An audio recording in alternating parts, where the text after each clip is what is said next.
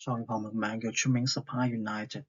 項目嘅靈感係源自於舊年嘅一宗新聞，意大利反一披露咗 Dior 用一個好低嘅生產成本去做一個2600歐元嘅袋嘅。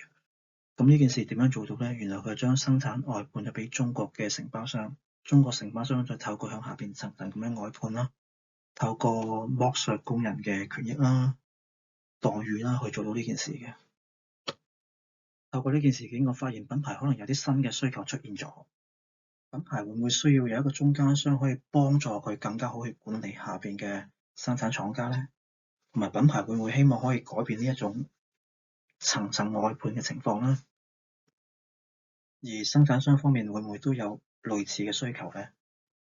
近年好多國外嘅牌子都紛紛將生產鏈向東南亞轉移嘅，咁國內好多生產商都會發現生意少咗，佢都好積極咁參與好多國內嘅展會，盡量去揾更加多嘅客源嘅。咁我覺得呢個都係一個需求出現咗。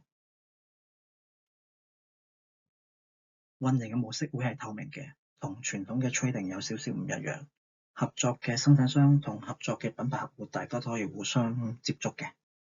咁我哋目標嘅生產商會通常會係中小規模嘅，咁我哋會協助佢進行一個市場推廣啦，幫助佢哋接觸到更加多嘅客戶。咁客戶同佢接觸啦，有訂單，咁系統就幫佢做一個訂單嘅匹配處理啦。咁生產期間，我哋會做一個生產數據嘅記錄，利用呢個記錄整到一個可追溯嘅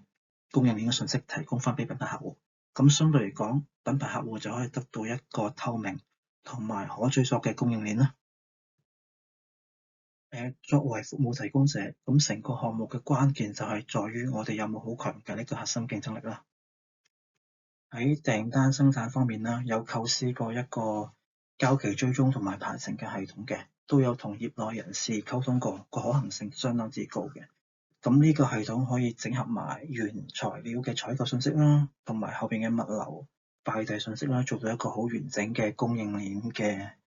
信息條，俾到品牌嗰邊做一個追蹤同追溯嘅作用嘅。